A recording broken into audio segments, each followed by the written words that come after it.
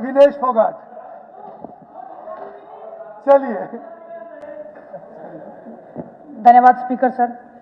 Sir, आप सबको पता है कि आज हरियाणा में भी और पूरे देश में भी बारिश का जो मौसम है उससे पूरा जल भराव हो रहा है। तो मैं सरकार को आपके माध्यम से बताना चाहती हूँ कि हमारे जो जुलाना विधानसभा उसमें काफ़ी गांव है जो जिसमें पानी खेतों में भरा हुआ है।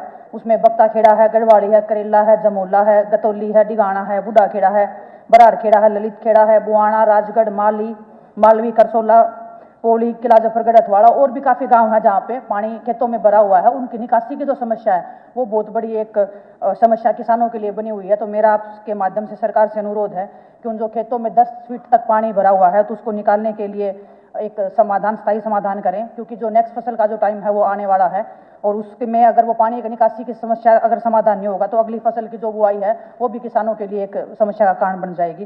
तो मैं सरकार से अनुरोध करती हूँ कि उसका कृपया आप समाधान करवाइए। दूसरा सर, 6 महीने पहले हमारे जो नंदगढ़ गांव में सुंदरपुर ब्रांच का जो एक नहर टूट गई थी उसमें काफ़ी गांव को नुकसान हुआ था, काफ़ी एकड़ फसल जो बर्बाद हुई थी किसानों की, उनका जो मुआवजा है वो भी मैं सरकार से अनुरोध करती हूँ कि किसानों को जल्द से जल्द मिले, क्योंकि बहुत सारे किसानों ने उसका बीमा भी करवा रखा था लेकिन अभी तक बीमा का जो राशि था वो तो उनका गया ही हुआ है, जो नुकसान हुआ है उसकी भी भरपाई अभी तक नहीं हुई है। तो जितना जल्दी हो उसके मैं सरकार से अनुरोध करती हूँ कि वो उनको देने का कष्ट करें।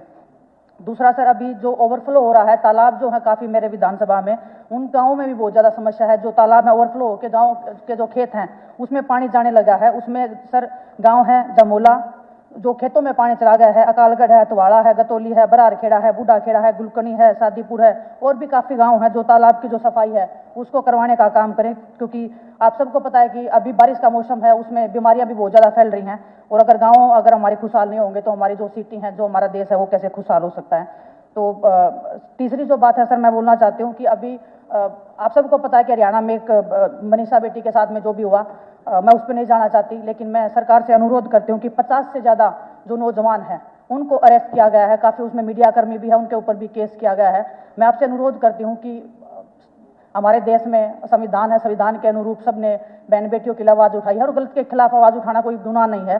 तो मैं आपसे अनुरोध करती हूँ कि जिन लोगों के खिलाफ में आपने केस करवाया है उन्होंने कोई हुड़दंग नहीं किया है, कोई बहुत बड़ा उन्होंने ऐसा कुछ नहीं किया है कि देश की संपत्ति को नुकसान हुआ है। तो आपसे अनुरोध है कि उन लोगों के खिलाफ में जो केस किए हैं उनको बर्खास्त करने का काम किया जाए, ताकि जो नौजवान है उनका भविष्य है, उनका जो पूरा भविष्य है उनको सुरक्षित रह सके और वो आगे अपना अच्छा जीवन व्यतीत कर सकें। आपने बोलने का मौका दिया, बहुत बहुत धन्यवाद सर।